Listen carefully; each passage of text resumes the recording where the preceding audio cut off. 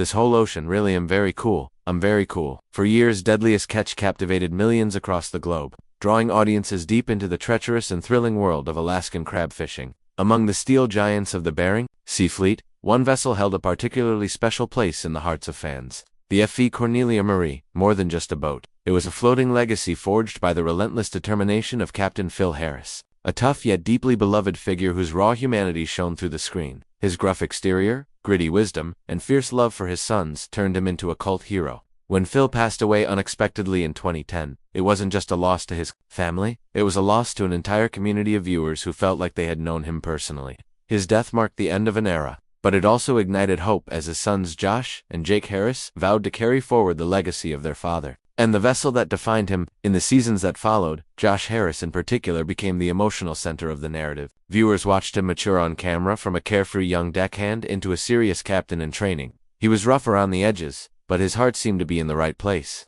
He took the wheel of the Cornelia Marie, and with it the enormous burden of living up to the legend of Captain Phil. For a time, it seemed he was succeeding. The boat remained on the show, made returns after short absences, and Josh's role grew. He even fronted Deadliest Catch Bloodline, a spin-off series focused on fishing in Hawaii, suggesting that Discovery had big plans for his long-term involvement. But then, without warning, everything unraveled, and the Cornelia Marie vanished from both the fleet and the public eye. In August 2022, a deeply unsettling revelation emerged that would forever tarnish Josh's image and dismantled the carefully preserved Harris legacy. A 1998 court document surfaced online, drawing attention to a dark secret buried for over 2 decades. The details were disturbing. As a teenager, Josh Harris had allegedly committed a criminal act of such gravity that it shook even the most dedicated fans. Though the case had remained relatively unknown to the public for years, possibly due to his age at the time and the sealed nature of juvenile records, the document's sudden appearance online exposed everything.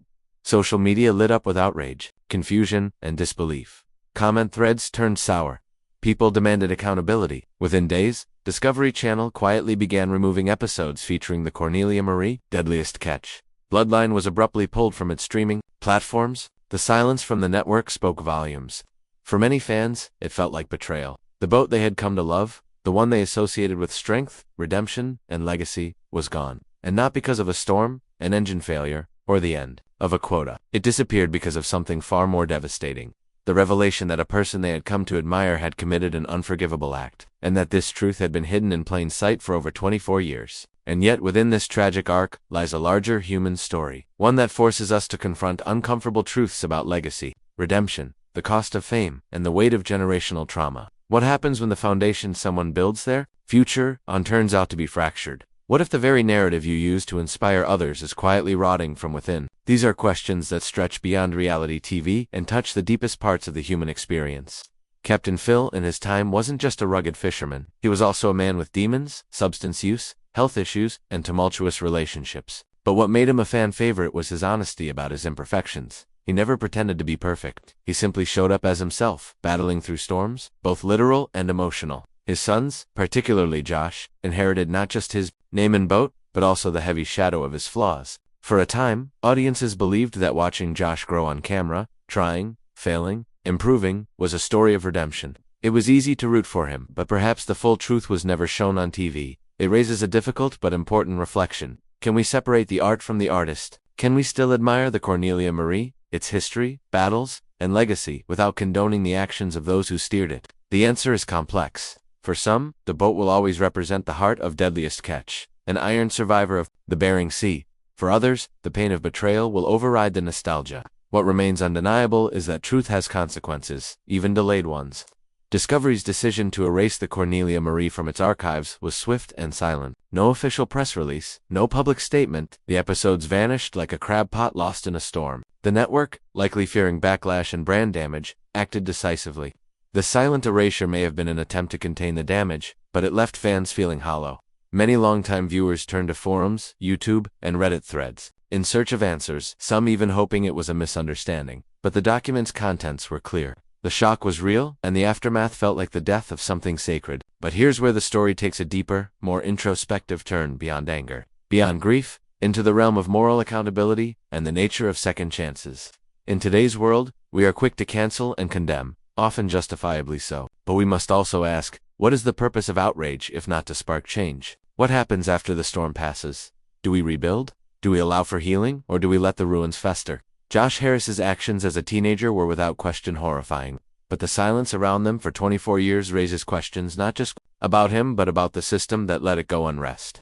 Did producers know? Did executives choose to look the other way in favor of ratings? Was the public misled? These questions may never be answered, but they force us to examine the culture we've created, one where entertainment often overshadows ethics, where likability can mask dark realities, and where media companies are selective with their morals. Depending on viewership numbers, at the same time, we must also consider the victims, not just of the original crime, but of the fallout. Fans who felt manipulated, crew members who built their careers on a boat that's now tainted, and even Josh's own family who may now live under the weight of choices they didn't make.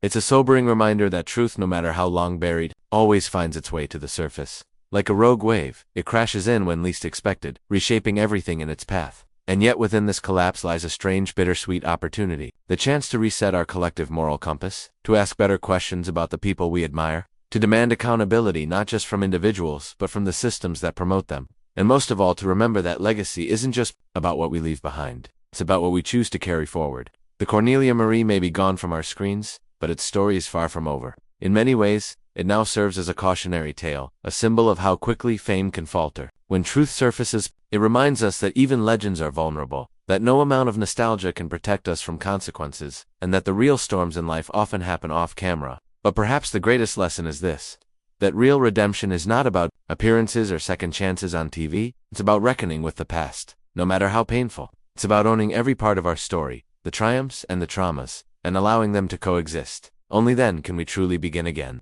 Subscribe to Hollywood Untold for more emotional stories behind music legends and the feuds that shaped rock history. Tap the bell to never miss a beat.